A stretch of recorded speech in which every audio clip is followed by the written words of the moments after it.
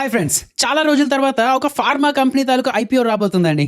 And almost like అన్ని ఐపీఓస్కి జిఎంపీస్ హైలో ఉన్న టైంలో ఈ ఫార్మా కంపెనీ వస్తుంది. ఉన్నాయండి, బోల్డ్ ప్రోస్ ఉన్నాయి, కొన్ని కాన్స్ కూడా ఉన్నాయి. మాట్లాడుకుందాం. ముందు బిజినెస్ మోడల్ ఏంటనేది మాట్లాడుకుందాం. ఇన్వెస్టర్స్ దీని నుంచి ఏం ఎక్స్పెక్ట్ చేస్తున్నారు, ఇంత జిఎంపీ ఇవ్వాల్సిన రీజన్ ఏంటి అనేది మాట్లాడుకొని మనం as an IPO investor apply చేయాలి అని అనాలిసిస్ చేయాలంటే ఎలాంటివి దృష్టిలో పెట్టుకోవాలి, వద్దు అనే అనాలిసిస్కి ఎలాంటివి దృష్టిలో పెట్టుకోవాలనేది క్లియర్ కట్గా మాట్లాడుకుందాం అండి. ఇదేంటంటే ఒక షార్ట్ వీడియోలో చెప్తే మీకు అర్థమయ్యే బిజినెస్ కాదండి, అందుకనే లాంగ్ ఫామ్ వీడియో పెట్టాల్సి వస్తుంది.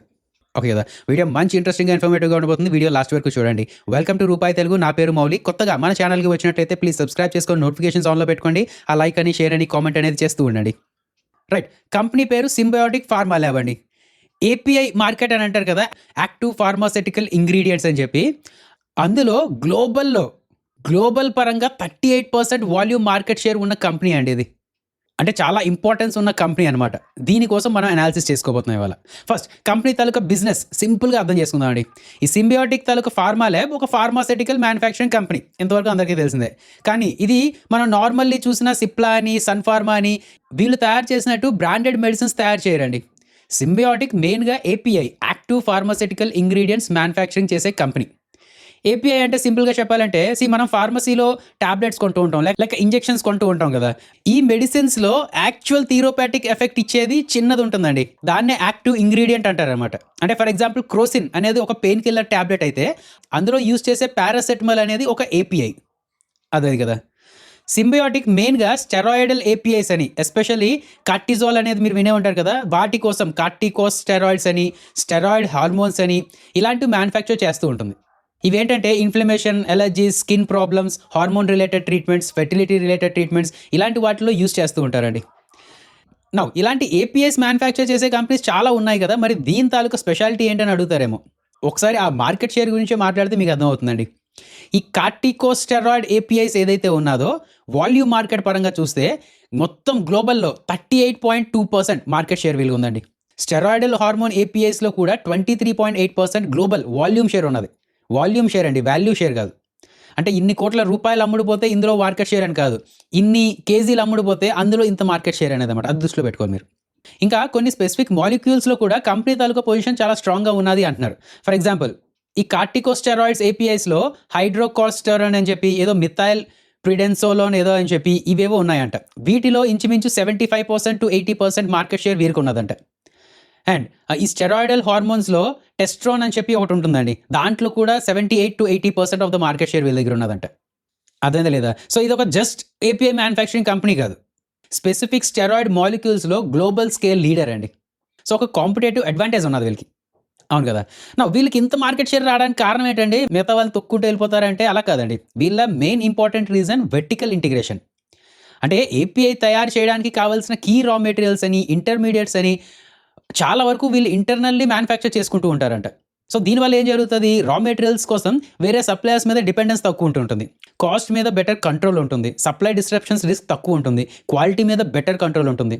అందుకనే కాంపిటేటర్స్ కన్నా రిలయబుల్గా, కన్సిస్టెంట్గా ఏపీఐ సప్లై చేయగలిగే అడ్వాంటేజ్ ఉన్నదన్నమాట వీళ్ళకి. అలా మార్కెట్ షేర్ పెంచుకుంటూ వచ్చారండి. అదేనా లేదా? సీరియస్ ఇన్వెస్టర్స్ గుర్తుంచుకోవాల్సిన ఇంకొక పాయింట్ ఏంటంటే, వీళ్ళు ఈ ఏపీఐసే కాకుండా సిడిఎంఓ అని, బయాలజిక్స్ అని, కాంప్లెక్స్ ఇంజెక్టబుల్స్ అని ఇలాంటి బిజినెస్లో కూడా ఉంటూ ఉన్నారు. ఇన్ జనరల్గా చెప్తున్నా అండి, ఏపీఐస్కి మేబీ ప్రాఫిట్ మార్జిన్స్ కొంచెం తక్కువ ఉండొచ్చు. ఈ బయాలజిక్స్ అని, కాంప్లెక్స్ ఇంజెక్టబుల్స్ అని ఇవి ఒక స్పెషలైజ్డ్ టైప్ కాబట్టి వీటికి మార్జిన్స్ ఎక్కువ ఉండొచ్చు. సో అది దృష్టిలో పెట్టుకుని తర్వాత మాట్లాడదాం దీని గురించి. బట్ ఎనీవేస్ FY26 తాలూకా రెవెన్యూ మిక్స్లో ఏపీఐస్ తాలూకా రెవెన్యూ షేర్ 96% అండి. ఈ కాంప్లెక్స్ ఇంజెక్టబుల్స్ నుంచి 3.8% మాత్రమే, సిడిఎంఓ నుంచి జస్ట్ 0.1% మాత్రమే. అదే కదా FY26 ప్రకారం చూస్తే. అందుకనే ఇప్పుడు ఏపీఐ కోసమే ఎక్కువ మాట్లాడుతున్నాం మన వీడియోలో. రైట్, వీళ్ళ ఫైనాన్షియల్ పర్ఫార్మెన్స్ ఎలా ఉన్నదని చూస్తే FY24లో 723 crores, FY25లో 756, FY26కి 872 crores. So revenue growth బాగానే ఉన్నది, అంటే ఎక్స్ప్లోజివ్ గ్రోత్ అని కాదు, బాగానే వెళ్తూ ఉన్నదండి. ప్రాఫిట్ ఆఫ్టర్ ట్యాక్స్ కూడా కొంచెం ఫ్లక్చువేట్ అవుతూ ఉన్నది. FY24లో 100 crores, FY25లో 97 crores, FY26లో 110 crores. సో రిలేటివ్గా స్టేబుల్గా ఉన్నాయని చెప్పగలం, కానీ పెరుగుతున్నాయని చెప్పలేమండి. అండ్ FY26 తాలూకా ఎబిటా మార్జిన్లో చెప్పాలంటే అరౌండ్ 26.6% అలా ఉన్నది. ఫార్మా ఏపీఐ మ్యానుఫ్యాక్చరింగ్ బిజినెస్లో ఇది ఒక రీజనబుల్లీ స్ట్రాంగ్ మార్జిన్ అనే చెప్పుకోవాలండి. ప్యాట్ మార్జిన్ కూడా 12.6% అలా ఉన్నది. సో డీసెంట్ ప్రాఫిటబిలిటీ అని చెప్పుకోవాలి. అయితే ROE ఏదైతే ఉన్నదో FY24లో 15% ఉండేది, FY26కి 11%కి తగ్గిపోయిందండి. సో కంపెనీ ప్రాఫిట్స్ జనరేట్ చేస్తుంది. బట్ స్టేక్ డైల్యూట్ చేయడం వల్లో లేక కొత్త షేర్స్ క్రియేట్ చేయడమో వీటి వల్ల ఏంటంటే ఒక షేర్ హోల్డర్‌కి వచ్చే రిటర్న్ ఆన్ ఈక్విటీ ఏదైతే ఉన్నదో అది తగ్గిపోతుందండి. సో ఇది ఇమ్మీడియేట్‌గా రెడ్ ఫ్లాగ్ అని చెప్పలేము. బట్ ఐపీఓ తర్వాత క్యాపిటల్ బేస్ ఇంకా పెరుగుతుంది కాబట్టి ఫ్యూచర్‌లో ఆ ఆర్ఓఈ అట్‌లీస్ట్ మెయింటైన్ చేయగలరా? లేదంటే పెంచుకోగలరా? అనేది చూస్తూ ఉండాలి. అది ఇంపార్టెంట్ అన్నమాట. అది మీ టేక్ అవే గుర్తుంచుకోండి. రైట్. ఇంకా ఈ కంపెనీ ఓన్లీ ఇండియాలోనే సప్లై చేస్తూ ఉంటుందా అంటే లేదండి. FY26 తాలూకా రిపోర్ట్ ప్రకారం 67% ఇంటర్నేషనల్ మార్కెట్స్ నుంచి వస్తుంది. అందులో యూరోప్ నుంచి 29%, యూఎస్ నుంచి 13% రెవెన్యూస్ వస్తున్నాయంట. సో ఈ సింబయోటిక్ అనేది ఒక గ్లోబల్ ఫార్మా సప్లయర్. ఇది ఒక రకంగా పాజిటివ్. ఎందుకంటే ఇండియన్ మార్కెట్ మీద మాత్రమే డిపెండ్ అవ్వటం లేదు. But at the same time risk కూడా ఉంటూ ఉంటాయి కదా. ఎక్కువ ఇంటర్నేషనల్ మార్కెట్స్ మీద డిపెండ్ అయితే కరెన్సీ ఫ్లక్చుయేషన్స్ అని, ఇంటర్నేషనల్ రెగ్యులేషన్స్ అని, ట్రేడ్ పాలసీస్ అని, రెగ్యులేటరీ చేంజెస్ అని ఇవి కంపెనీ పర్ఫార్మెన్స్ మీద ఇంపాక్ట్ చేయగలవు అనమాట. సో అవి కూడా దృష్టిలో పెట్టుకోవాలి మీరు. సో ఒక రకంగా గ్లోబల్ ఎక్స్పోజర్ అనేది ఆపర్చునిటీ. అయితే గ్లోబల్ డిపెండెన్స్ ఏదైతే ఉన్నదో అది ఒక రకంగా రిస్క్ అనే చెప్పాలి. అదా లేదా? నౌ కస్టమర్ కాన్సంట్రేషన్ ప్రకారం చూసుకుంటే మనం రిస్క్ అని, ప్రోస్ అని అన్ని ఆర్గానిక్‌గా మాట్లాడుకుంటూ వెళ్ళిపోతున్నామండి. ఓకే కదా. కస్టమర్ కాన్సంట్రేషన్ పరంగా చూడాలి అంటే టాప్ 10 కస్టమర్స్ నుంచి 57.6% రెవెన్యూస్ వస్తుంది వీళ్ళకి. అంటే సగం పైగా రెవెన్యూస్ టాప్ 10 కస్టమర్స్ నుంచి వస్తుంది. ఇది కొంచెం కాన్సంట్రేషన్ ఎక్కువ ఉన్నట్టే. అయితే ఇందులో పాజిటివ్ ఏంటంటే కంపెనీ తాలూకా టాప్ కస్టమర్స్‌తో యావరేజ్ రిలేషన్‌షిప్ టెన్యూర్ 10 ఇయర్స్ కంటే ఎక్కువ ఉన్నదని చెప్తున్నారు. అంటే కస్టమర్స్ కంప్లీట్లీ కొత్త కస్టమర్స్ కాదు, లాంగ్ టర్మ్ రిలేషన్స్ ఉన్న కస్టమర్సే. సో కాన్సంట్రేషన్ రిస్క్ ఉన్నది, బట్ రిలేషన్షిప్ లాంగివిటీ ఉన్నది కాబట్టి కొంచెం కంఫర్ట్ ఉండొచ్చు అని అనలిస్ట్ అంటున్నారండి. అర్థమైందా లేదా? ఇంతవరకు చెప్పుకుంది అర్థమైందా లేదా? సో బేసిక్ ఐపీఓ డీటెయిల్స్‌లో మాట్లాడాలంటే ఈ రేట్స్ అని, డేట్స్ అని ఇవన్నీ ఇక్కడ మీరు చూడొచ్చు. వీళ్ళు 1757 క్రోర్స్ రేస్ చేస్తున్నారు. ఇందులో ఫ్రెష్ ఇష్యూ 150 క్రోర్స్ మాత్రమే అండి. Offer for sale 1607 crores. Double చేసేసుకుంటున్నారు ప్రమోటర్స్. ఇది ఒక రకంగా కొంచెం నెగెటివ్ సెంటిమెంట్స్ వస్తూ ఉంటుంది కదా రిటైల్ కమ్యూనిటీలో. బట్ ఎనీవేస్ యాంకర్ ఇన్వెస్టర్స్ పరంగా చెప్పాలి అంటే ఎక్కువ పార్టిసిపేషన్ ఉన్నది. మన ఇండియన్ మ్యూచువల్ ఫండ్స్ కూడా ఎక్కువ పార్టిసిపేట్ చేశారండి. సరే, వీళ్ళు 150 క్రోర్స్ రేస్ చేస్తున్నారు కదా, ఇందులో 112 క్రోర్స్ డెట్ రీపే చేయడానికి యూజ్ చేస్తున్నారంట. Now the main thing valuations అండి. వాల్యుయేషన్స్ ఎలా ఉన్నది, కంపారిజన్ ఎలా ఉన్నది అనేది చూడాలి. అయితే అంతకన్నా ముందు మేము ఫాల్స్ అనే స్టాక్ బ్రోకర్ని ప్రమోట్ చేస్తున్నామండి. మీరు మల్టిపుల్ ఐపీఓస్ అప్లై చేయాలి అనుకుంటే మల్టిపుల్ స్టాక్ బ్రోకింగ్ అకౌంట్స్ ఉండడం మంచిది కదా. అంటే డిఫరెంట్ మనుషుల పేర్ల మీద డిఫరెంట్ డిమాట్ అకౌంట్స్ ఉండడం మంచిదండి. సో ఆ పరంగా మీరు ఒకవేళ ఫాల్స్లో అకౌంట్ ఓపెన్ చేసుకోవాలనుకుంటే మా ప్రతి వీడియో కింద డిస్క్రిప్షన్ బాక్స్లో మా ఫాల్స్ తాలూకా రిఫరల్ లింక్ ఉన్నది. ఆ లింక్ ద్వారా మీ అకౌంట్ ఓపెన్ చేసుకుంటే మీరు మాకు సపోర్ట్ చేసిన వాళ్ళు కూడా అవుతారండి. అండ్ ఇంకొక విషయం, ఎవరైతే అకౌంట్స్ ఓపెన్ చేసుకుంటూ ఉంటారో అట్లీస్ట్ ఒక ట్రేడ్ వేసుకొని టెస్ట్ చేయడానికి ట్రై చేయండి. దానివల్ల ఏంటంటే మీ ట్రేడింగ్ అకౌంట్, డిమాట్ అకౌంట్ అంతా నార్మల్గానే వర్క్ అవుతుంది అనేది ఒక క్లారిటీ వస్తుంది మీకు. సో ఎప్పుడైనా ఎమర్జెన్సీ పర్పస్లో యూస్ చేసుకోవాలన్నా సరే రెడీమేడ్గా ఉంటుంది కదా. రైట్. వాల్యుయేషన్ పరంగా మాట్లాడాలి అంటే 988 రూపీస్ అప్పర్ బ్యాండ్లో ఈ సింబయోటిక్ తాలూకా పీఈ అరౌండ్ 56 టైమ్స్ అలా ఉన్నదండి. పీర్ కంపారిజన్ పరంగా చూస్తే కాన్కార్డ్ బయోటిక్ వాళ్ళు 38.6 టైమ్స్, కోహాన్స్ లైఫ్ సైన్సెస్ వాళ్ళు 42 టైమ్స్, డివిస్ ల్యాబొరేటరీస్ వాళ్ళు 78 టైమ్స్, లారెస్ వాళ్ళు 153 టైమ్స్ ఇలా పీఈలో ట్రేడ్ అవుతున్నారు. సో డైరెక్ట్గా కంపేర్ చేస్తే వీళ్ళు నైదర్ చీప్ నార్ ఎక్స్ట్రీమ్లీ ఎక్స్పెన్సివ్లా కనబడుతూ ఉంటారు. కానీ ఇంపార్టెంట్ పాయింట్ ఏంటంటే ఓన్లీ పీఈని మీరు కంపేర్ చేయకూడదండి. పీఈతో పాటు లేదంటే వేరే వాల్యుయేషన్స్ మీరు కంపేర్ చేసినప్పుడు ఆ కంపెనీ తాలూకా సైజ్ అని, రిటర్న్స్ అని ఇలాంటివి కూడా కన్సిడర్ చేసుకోవాలి.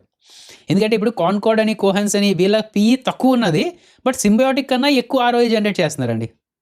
అలాగే ఈ సింబయోటిక్ తాలూకా రెవెన్యూ 752 క్రోర్స్ మాత్రమే, బట్ పిఎస్ తాలూకా సైజ్ కూడా పెద్దది. సో సైజ్ ఎఫెక్ట్ కూడా ఉంటుంది కదా. సో ఇవన్నీ చెక్ చేసుకుంటూ ఉంటే అనలిస్టులు చెప్తుంది ఏంటంటే ఓకే వాల్యుయేషన్స్ డీసెంట్గానే ఉన్నాయని వాళ్ళు అంటున్నారు. బట్ ఈ వాల్యుయేషన్స్ ఏదైతే ఉన్నదో ఇప్పటి వరకు మనం మాట్లాడుకున్న దాని గురించి కాదు. ఇప్పటి వరకు మనం ఇంత మార్కెట్ షేర్ ఉంటుంది, ఇంత ప్రాఫిట్స్ ఉంటుంది, డీసెంట్ ప్రాఫిట్స్లో వెళ్తుంది అని మాట్లాడుకుంటూ వచ్చాం కదా, దీని గురించి కాదండి. వీళ్ళ ఫ్యూచర్ బిజినెస్ని, వీళ్ళ ఫ్యూచర్ ప్లాన్స్ని డిస్కౌంట్ చేస్తూ అంత వాల్యుయేషన్ అడగాల్సి వస్తుందండి వీళ్ళు. అదేంటి అనేది చూస్తే వీళ్ళు కరెంట్ ఏపీఐ బిజినెస్తో పాటు కంపెనీ డెవలప్ చేస్తున్న కాంప్లెక్స్ ఇంజెక్టబుల్స్ అని, సిడిఎంఓ అని, బయాలజిక్స్ బిజినెస్ అని వీటిలో ఫ్యూచర్లో మీనింగ్ఫుల్ రెవెన్యూ కాంట్రిబ్యూషన్ కోసం ప్లాన్ చేస్తున్నారంట. అంటే దాని అర్థం ఏంటి, ఈ ఏపీఐ దగ్గర నుంచి ఎక్కువ రెవెన్యూస్ కాకుండా వాటి నుంచి రెవెన్యూస్ పెంచుకోవడానికి ట్రై చేస్తున్నారంట. సో దానివల్ల ఏమవుతుంది, వీళ్ళు ఒక నీష్ స్టెరాయిడ్ ఏపీఐ కంపెనీ నుంచి డైవర్సిఫైడ్ ఫార్మా మ్యానుఫ్యాక్చరింగ్ అని సిడిఎంఓ కంపెనీగా మారే ఛాన్సెస్ ఉంటాయి కదా. అప్పుడు టోటల్ అడ్రసబుల్ మార్కెట్ పెరుగుతుంది, రెవెన్యూ సోర్సెస్ డైవర్సిఫై అవుతూ ఉంటాయి, అండ్ ఒకే ఏపీఐ మీద డిపెండెన్స్ కూడా తగ్గుతూ ఉంటుంది. అదేందా లేదా. అండ్ ఇంకొకటి ఇందాక మనం చెప్పుకున్నట్టు మేబీ మార్జిన్స్ కొంచెం ఇంప్రూవ్ అయ్యే ఛాన్సెస్ కూడా ఉండొచ్చేమో. స్పెషల్ ప్రోడక్ట్స్ తయారు చేసినప్పుడు మార్జిన్స్ వచ్చే ఛాన్సెస్ ఉన్నాయేమో. అది too early to predict. But మీకు చెప్తుంది ఏంటంటే వీళ్ళు ప్రెజెంట్ మార్కెట్ షేర్ ఇంత ఉన్నది కదా అని చెప్పి ఆ వాల్యుయేషన్స్ జస్టిఫై చేయడం లేదండి. ఫ్యూచర్లో ఈ కొత్త బిజినెస్లో మార్కెట్ షేర్ పెంచుకోగలరు అంటున్నారు కాబట్టి దాని తాలూకా మార్కెట్ షేర్ ఎలా పెరగచ్చు, రెవెన్యూస్ ఎలా పెరగచ్చు, ప్రాఫిట్స్ ఎంత ఫాస్ట్గా కన్వర్ట్ అవ్వచ్చు అనే వీటి కోసం ఎక్కువగా అనాలిసిస్ చేస్తున్నారు అనలిస్టులు. అర్థమైందా లేదా అండి? సో క్విక్‌గా ప్రోస్ అని కాన్స్ అని చూస్తే ప్రోస్‌లో మాట్లాడాలంటే స్పెసిఫిక్ స్టెరాయిడ్ ఏపీఐస్‌లో గ్లోబల్ లీడర్‌షిప్ ఉన్నది. ఎబిటా మార్జిన్ 26%కి ఎక్కువే ఉన్నది. వెర్టికల్ ఇంటిగ్రేషన్ వల్ల సప్లై చైన్ అడ్వాంటేజ్ ఉన్నది. 67% ఆఫ్ ద రెవెన్యూస్ ఇంటర్నేషనల్ నుంచి వస్తుంది. సో గ్లోబల్ కస్టమర్ ఎక్స్‌పోజర్ ఎక్కువే ఉన్నది. లాంగ్ స్టాండింగ్ కస్టమర్ రిలేషన్‌షిప్స్ ఉన్నాయి. సీడీఎంఓ అని, కాంప్లెక్స్ ఇంజెక్టబుల్స్ అని, బయాలజిక్స్ అని వీటిలో ఫ్యూచర్ గ్రోత్ ఆపర్చునిటీస్ ఉన్నాయి అంటున్నారు. పియర్ కంపారిజన్‌లో చూస్తే వాల్యుయేషన్ రిలేటివ్ డీసెంట్‌గానే ఉన్నదంటున్నారండి. కాన్స్‌లో మాట్లాడాలంటే ఇందాక మనం ఏదైతే చెప్పుకున్నామో దాని ఫ్లిప్ సైడ్ అండి. రెవెన్యూలో 96% ఏపీఐ మీదే డిపెండ్ అవుతుంది. సో కాన్సంట్రేషన్ ఎక్కువ ఉంది. టాప్ 10 కస్టమర్స్ నుంచి 57% రెవెన్యూ కాంట్రిబ్యూషన్ ఉన్నది. ఆర్ఓఈ డిక్లైన్ అవుతూ వస్తుంది. ఇంటర్నేషనల్ మార్కెట్స్ మీద హెవీ డిపెండెన్సీ ఉన్నది. ఈ ఫ్యూచర్ గ్రోత్ బిజినెస్ ఏదైతే ఉన్నాయో సీడీఎంఓ అని, కాంప్లెక్స్ ఇంజెక్టబుల్స్ అని ఇవి ఇంకా వెరీ స్మాల్ స్టేజ్‌లో ఉన్నాయి యాజ్ ఆఫ్ నౌ. అండ్ ఐపీఓలో అరౌండ్ 91% ఓఎఫ్ఎస్ అండి. కంపెనీకి ఫ్రెష్ క్యాపిటల్ చాలా లిమిటెడ్‌గా వెళ్తుంది. ఓకే కదా! సో ఓవరాల్‌గా సింబయోటిక్ తాలూకా ఫార్మా మనం ఎలా చూడాలి? ఎలా అనాలిసిస్ చేయాలి అంటే మీరు ఒకవేళ లిస్టింగ్ గెయిన్స్ కోసమే చూస్తున్నట్టు అంటే ఆ జీఎంపీ ఎలా చెక్ చేయాలి ఇవన్నీ మీకు తెలుసు కదా! అండ్ మెయిన్ థింగ్ ఏంటంటే మనకి ఎంత డబ్బులొస్తున్నాయనేది పక్కన పెడితే లిస్టింగ్ రోజు మీరు టెన్షన్ పడిపోయి ఇది ఒకవేళ అమ్మేస్తే రేపొద్దున పెరిగిపోతే అనే టెన్షన్, లేదంటే ఇవాళ అమ్మకపోతే రేపొద్దున పడిపోతే అనే టెన్షన్ ఇవన్నీ పక్కన పెట్టేసి జనరల్‌గా చెప్తున్నానండి. మామూలు జనరల్ స్ట్రాటజీ ఏంటంటే ఎక్కువ లిస్టింగ్ గెయిన్స్ వచ్చాయనుకోండి సగం షేర్లు ఎన్నో అమ్మేసి కూర్చుంటారనమాట. అట్‌లీస్ట్ వాళ్ళ క్యాపిటల్‌లో కొంతైనా సరే రికవర్ అయిపోతే మిగతా షేర్స్ ఏవైతే ఉన్నాయో ఓపెన్‌లో ఉంటూ ఉంటే తర్వాత చూసుకుంటూ ఉంటారు. అదే కదా! అంటే నా మెయిన్ కన్సర్న్ ఏంటంటే ఈ డబ్బులతో పాటు మీ పీస్ ఆఫ్ మైండ్ ఏదైతే ఉన్నదో అది కూడా ఇంపార్టెంట్ కదా!